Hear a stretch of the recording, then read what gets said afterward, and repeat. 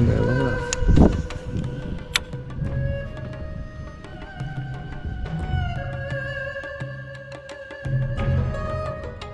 I'm running out of time. It's literally just about to come onto slack tide now, and I've just caught a couple of queenies that I've chucked back. I didn't have any luck with the shrimp, casting in a bunch of different mangroves. They keep on trying this this little paddle tail for a bit more in all of these spots here.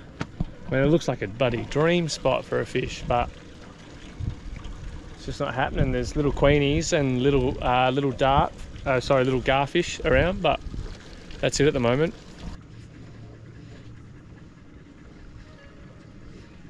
Big snags down here. There's going to be mangrove jack around. They should be in here.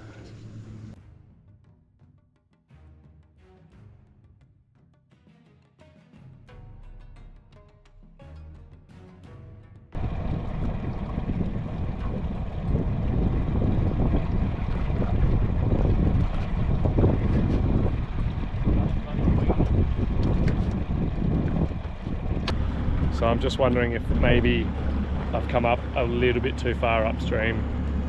So I'm gonna make my way about half a K back downstream and hopefully get that slack tide as I get there.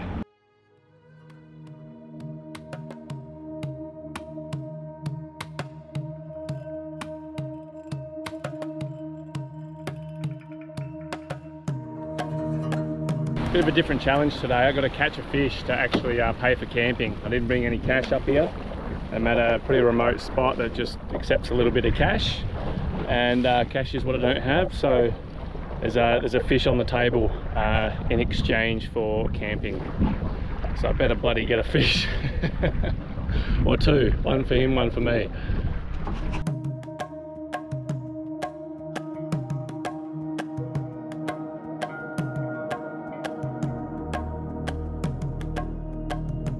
So I'm just trying to sit right on this bommy here with some bait. I tried with little anchovy like flicking lures, but they chase it, but no one's having a bite. So just trying to put some bait here, but it's snag country, this is. It's good with this Davy craft though, you can sit right on it.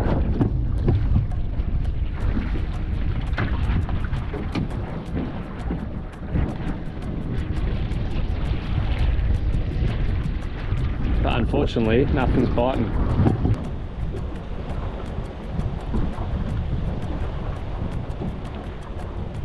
Trying to work out, well, just what to do. And you know, what I'm struggling with is how do I teach myself how to fish if I've read everything that, you know, I think I need to know for the area, and then I go out and fish and get nothing. How do I know if I'm doing the right thing or not if it's just a really bad time of year or too much mud in the water or whatever it is? That's what I'm struggling with, and that's what disheartens me. Yeah, like I've always said, I'm definitely not born a fisherman. I'm trying to teach myself as I go. Had a few tips here and there from mates, but you know, if you're fishing areas where none of your mates have ever fished, then how do you know if you're doing the right thing? There's definitely worse places to not be having the best fishing day, that's for sure. Still got a couple of fish, but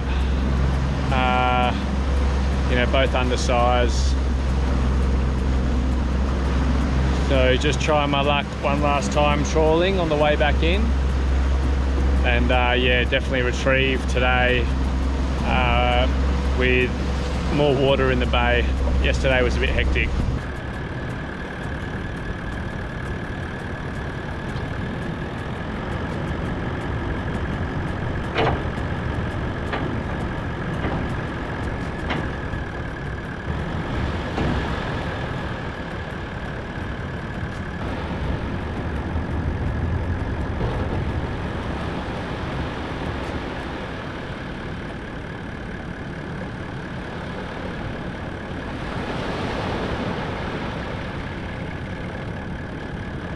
We definitely didn't have the best luck today out on the boat fishing. We gave it a good crack, heaps of different lures, vibes, poppers, bait, different type of bait, trawling, and you know, we ended up coming away with 1 mangrove jack and 1 school mackerel. Not ideal, but it's still food on the table, and it actually pays for tonight's camp. So because this whole bit of beach here is so flat, this is literally the distance and the difference 1 meter makes in the tide. Yesterday the tide was 1 meter higher at its lowest, which allowed me to get all the way to the beach. Today it's 1 meter lower, which my boat would be out there if I decided to come in late today. What the hell are you? Oh my god. Is that the grossest bit of coral I've ever seen? But so cool as well. Weird as. This to me, up ahead here, looks like a pretty man-made fish trap for low tide. I wouldn't be surprised if it's exactly that, and that it's been here for a very long time.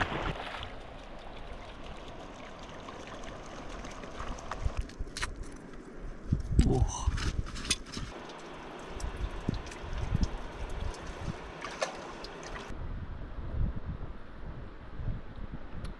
Oh yeah. Oh, that's fresh. That's good. Have a look at this. The moon rising up there. Whew. What a sexy low tide this one is. This giant is so epic. I just still can't believe I was driving my boat over all these, even these big ones out there a couple of hours ago. Pretty special country up here. I can see why it needs to be protected, and why we need to protect it as well. Pretty stoked to have the opportunity, you know, to still be able to come and camp on these locations and meet the local crew and get the insider scoop on where to go and what to do, and you know, hearing about ceremonial places and areas of significance, and it's pretty magic. I'm stoked I could come and roam Nul country. I'll definitely be back. This place is amazing. For now, time to get back to camp and deal with the only part that's not amazing, and that's the clouds of mosquitoes that don't really care if you've got insect repellent on or not.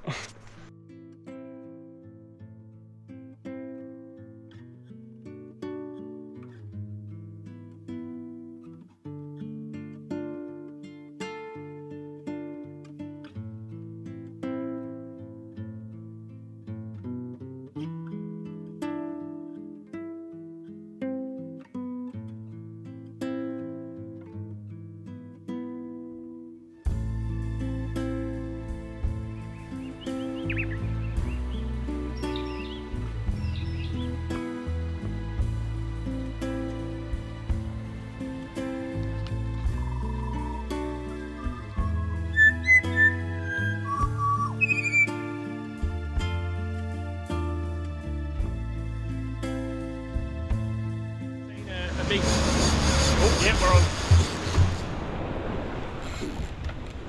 Oh, we're on. Just seen a big school of tuna.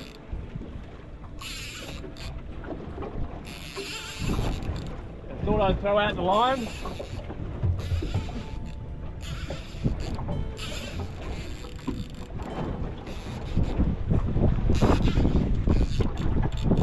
Chuck out the trolling lure. Come on. Oh!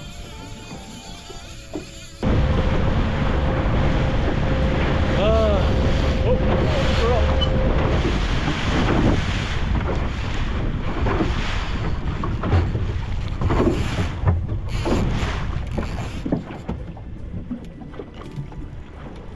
Whew. What do we got here?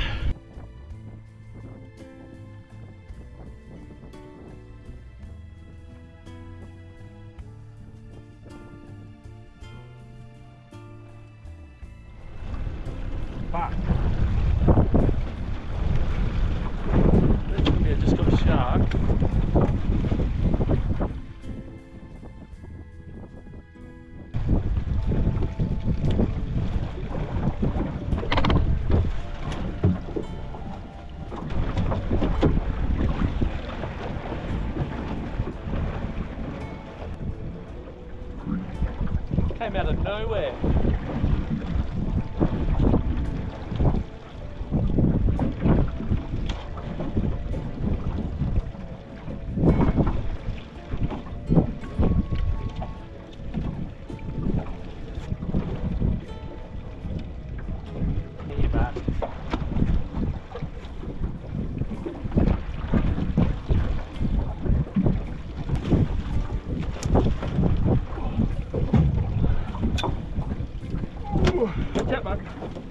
Oh, there's a cobia. Jesus. Buckley, move. On the G-bites, Paternoster rig. Ooh.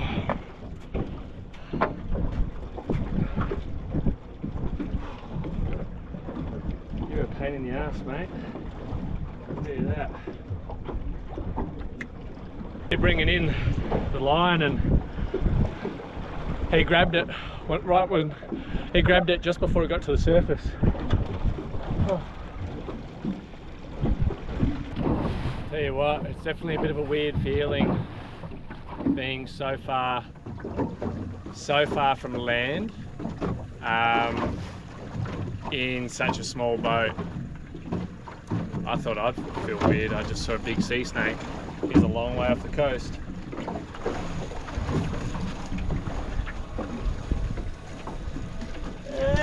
Hey! On the G-bites Paternoster rig.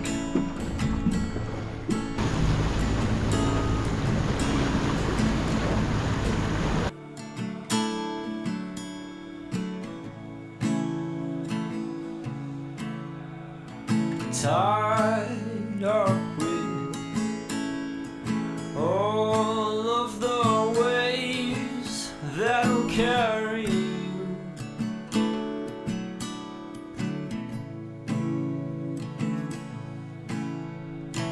We're all friends here together. It's a long way out to that location for one fish, but there's definitely opportunities. We've got a long drive back now, probably a good 40 minutes. Hopefully we get there before sunset. Incredible location. Had an absolute blast up here in the peninsula.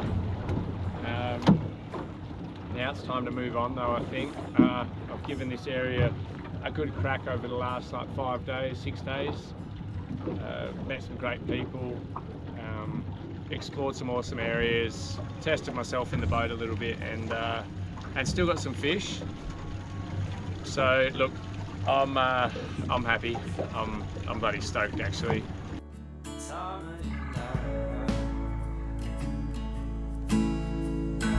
We're all friends here